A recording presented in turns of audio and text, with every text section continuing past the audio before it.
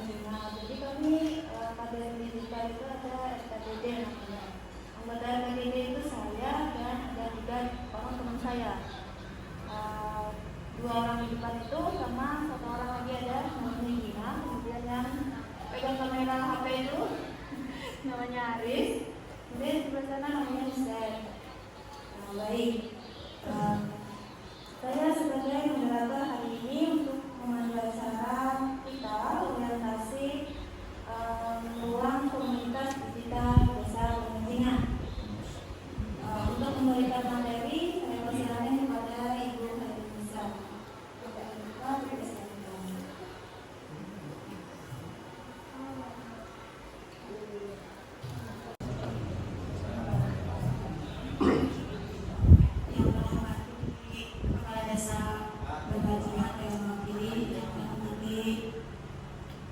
Babinsa Desa Lewajinga dan yang menghormati Bapak Kabid Kaptimas Desa Lewajinga, yang menghormati juga BPD dan semua RT Lewajinga serta perangkat desa dan undangan agar bisa masuk ke satu persatu. Sebelum kita mulai di hari ini, mari kita bersama-sama mengerjakan basmalah.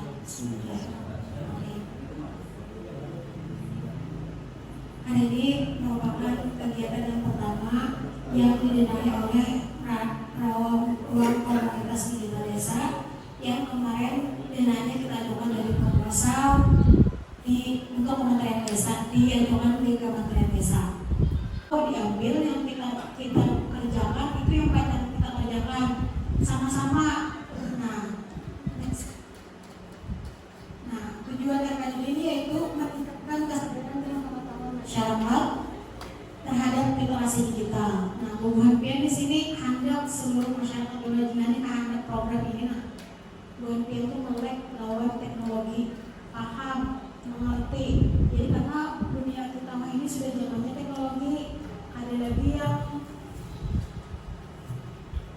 sistem manual tuh karena ini apa-apa tuh teknologi. Nah, ini hanya program tuh masyarakat tuh bisa sudah karena kita ini berusaha sedikit banyaknya berhubungan dengan aplikasi-aplikasi kayak gitu. Nah, yang kedua meningkatkan kapasitas masyarakat dalam melakukan pembangunan dan pemberdayaan desa melalui pemanfaatan teknologi digital yang inklusif, efektif dan produktif. Nah, dengan teknologi tadi ini kita tuh kedepannya bisa memanfaatkan teknologi tadi menjadi lebih baik dalam pemasaran UMKM kita, dalam tata kelola pemerintah kita. Nah, dengan adanya teknologi tadi, kebetulan juga desa Lewajinga ini lebih dekat lawan kota. Sudah parah, sudah ibaratnya tuh awal lah sudah kita ini menerapkan tata kelola itu dengan sistem aplikasi. Nah, itu minggu depan rencananya kami anak FGD langsung insya Allah hari Selasa tentang program desa cerdas ini kedepannya kayak apa nih untuk program desa cerdas ini, apakah ibaratnya kita tahu saran beliau untuk program ini kayak apa depannya desa-desa yang harus desa ini, karena sejauh ini Bapak Ibu sekalian desa yang sudah menerapkan atau yang sudah berjalan untuk desa cerdas ini 15 desa ini menjadi contoh desa-desa lain. Kebetulan kemarin juga masalah Perpu Bupati yang untuk honor kader untuk promosi itu hanya diperuntukkan untuk 15 desa. Nah, apalagi kita sebagai pilot program desa cerdas yang pertama di Kalimantan Selatan, kita ini cuma hanya ada dua kabupaten yang dapat AST sama Petola. Jadi kita ini ibarat itu jadi contoh lah desa-desa lain, apalagi di 2023 ini sudah ada di masuk program desa cerdas di Kabupaten Tapin sama Kabupaten Banjar dan Tanah Kubu. Jadi Kabupaten Kubu itu kan pasti berjibaku meliput atau mengupload kegiatan di sosial media sedikit banyaknya orang melihat. Nah, fungsinya kita di sini yaitu memperkenalkan ke masyarakat, belum berharap dari hubungan yang mewakili hari ini memberitahukan bahwa desa Lewajinga ini mempunyai ruang komunitas digital desa, wadah desa Lewajinga. Jadi yang sering-sering mungkin anak sharing apapun itu, pembelajaran apapun itu, kepada aja lombanya. Jadi kita sama-sama, misalnya kami kembali desa kita sama-sama kayak apa nih caranya, masuk keluar. Nah, kemudian meningkatkan kualitas perencanaan dan ini bentuk ruang komunitas. Ruang komunitas kita desa ini ruang komunitas fisiknya gambarnya seperti itu Bapak Ibu sekalian. Anak tuh kayak itu, jadi Bapak ada di sana biasa melajari anak pian yang masih sekolah misalnya melajari Word Excel sama-sama belajar. Itu ruang gunanya ruang komunitas tadi, tempat berkumpul. Itu kayak kita mudah kawan kayak itu. Itu ruang komunitas fisiknya, sedangkan ruang komunitas virtualnya yang melalui media sosial, ada YouTube, ada Instagram, Facebook, Twitter dan lain sebagainya. Jadi orang lain tuh melihat ada warga Cina aja, tapi seluruhnya apa ini kita melihat bahwa yang kan kita di sini yang kita ibadah yang jauh dari Palestina itu sudah melihat ya perkembangan di sana ya Allah. Next.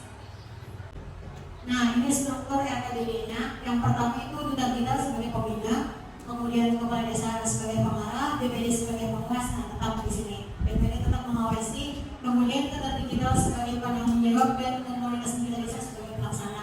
Komunitas ini sebagai pelaksana ini ada tim pengelola aja sebenarnya, tapi semua profesi tadi kayak kartona dan lain sebagainya dari kita itu sebagai pelaksana kegiatan untuk kedepannya, baik itu dari lewat dana RKDD maupun dana dari anggaran desa. Karena kita di sini kan terfokus di satu dana, di dana desa pun kita bisa melakukan kegiatan bukan pelatihan apapun yang dianggaran oleh desa itu sudah termasuk program desa cerdas. Kaitannya ada apa? Caranya program apa kegiatan itu ada digitalisasinya.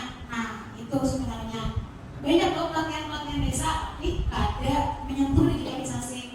Caranya ke depannya kegiatan pelatihan itu ada sentuhan digitalisasinya. Next. Di sini tadi pengarah yaitu memberikan arahan, pertimbangan, saran atau pendapat terhadap pelaksanaan kegiatan ruang komunitas. Kemudian pembina, memimpin, mengkoordinasikan, mengatur dan mengevaluasi kegiatan pengembangan ruang komunitas di desa ini. Di sini selain ulun koordinasi dengan pihak desa maupun kabupaten, ulun juga mengevaluasi kegiatan tujuannya.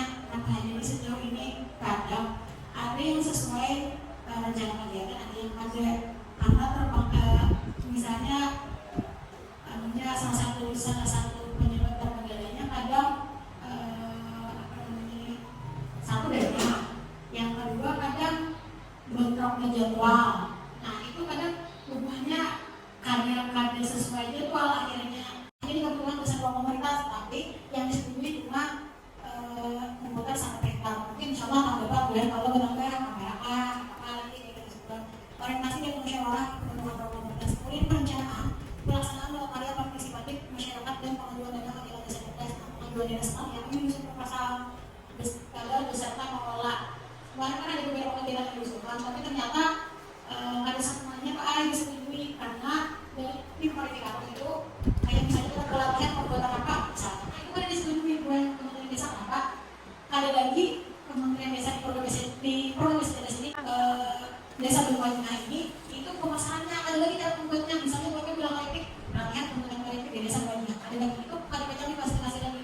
Karena apa? Di sini kayak caranya produk yang sudah jadi itu kayak cara pemasarannya, kayak cara mengemasnya, itu kayak caranya dijualnya, itu caranya yang kami fasilitasi kayak depannya ada cara mengolah itu ada lagi. Kemudian dari pengendalian program berkala apabila mengolah KD dan evaluasi kegiatan. Next.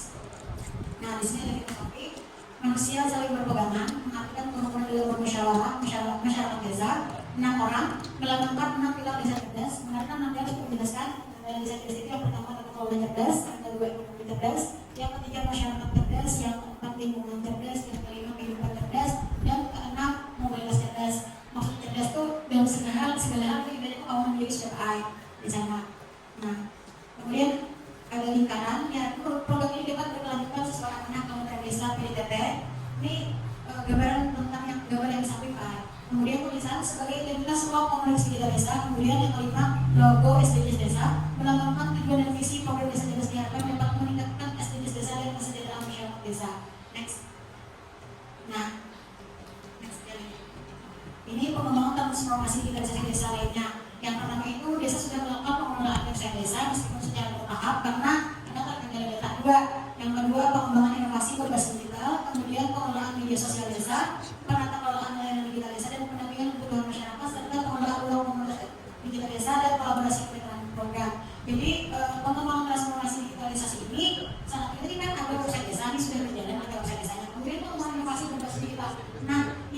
masih agak lambat di desa ini yang semua ada desa bagi yang ada, tapi 15 ini lambat kita di sini inovasinya yang berbasis bilang ini.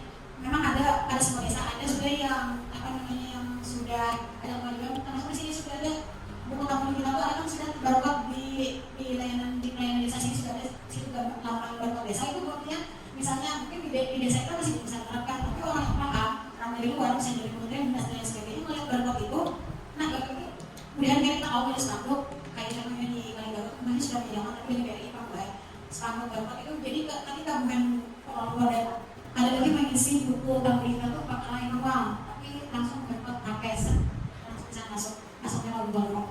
Nah itu sedikit adalah kita perbedaan dengan desa lain itu masuk ke. Kemudian pengelola media sosial desa itu sudah dikelola dengan baik, alhamdulillah. Penata kelolaan layanan di desa ini masih belum kita dengan masyarakat, masih belum juga. Tapi sejauh ini kami targetnya ke depannya sudah kebetulan kata kita di sini juga semalam mendata UMKM yang ada di desa Bajingan. Nah ke depannya UMKM ini akan membantu insyaallah akan membantu melalui pemasaran melalui kita. Kan melihat ada tuh penjahit yang sudah bersedia menjahit di sini untuk pengolahan kerupuk semalam juga. Nah itu kan terekspos, orang udah tahu. Kalau kita ekspos itu dua desa Bajingan ini masyarakatnya ada pengolahan kerupuk itu yang bisa ada desa lain aja.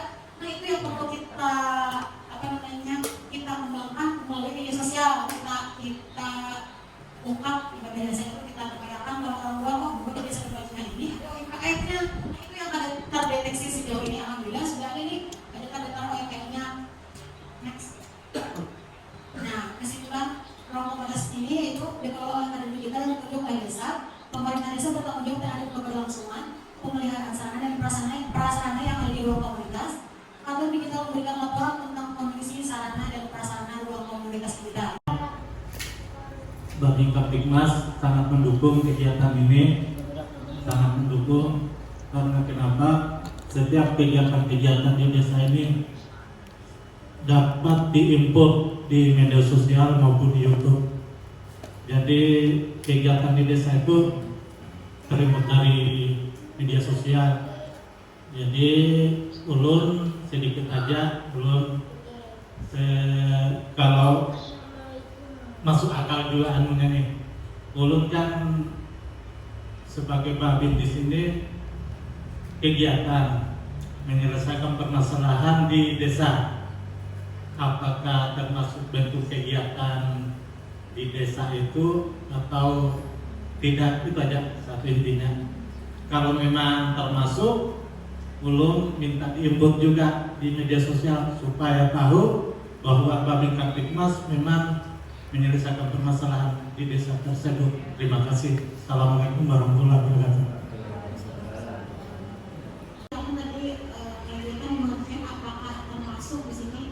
Menjawab termasuk Pak yang melingkup seluruh desa, termasuk di desa Bajingan apapun itu kegiatannya masuk. Jadi biar di sini ada kegiatan, silakan aja email kami, insyaallah kami ikut kami memasukkan di media sosial desa Bajingan karena Bapak juga termasuk dalam desa Bajingan. Nah itu kedepannya semua kegiatan yang ada di desa Bajingan apapun itu dari bidang apapun itu silakan hubungi ruang komunitas. Kita akan ikut acara atau kegiatan tersebut.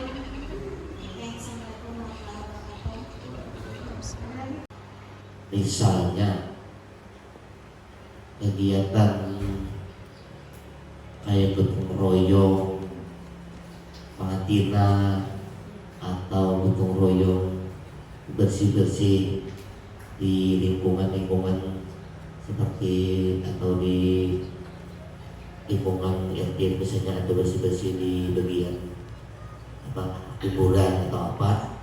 Nah itu apakah termasuk juga maksudnya bisa diliput ke mungkin aja pertanyaan tadi. Assalamualaikum warahmatullahi wabarakatuh. Waalaikumsalam. Terima kasih Pak langsung aja. Terima kasih kepada Pak Bupede. Sekali lagi seluruh kegiatan di desa Bajingan gotong royong juga termasuk bisa untuk kami ikut. Jadi apapun itu Pak. Jadi sejauh ini kan kami nih mungkin itu tadi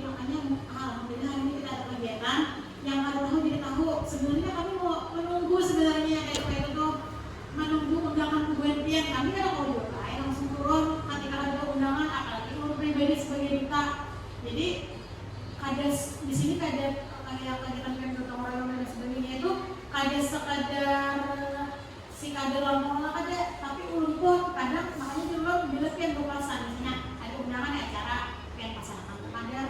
Nah, ulun minta itu kadang kader lompong aja tapi itu tadi diundang.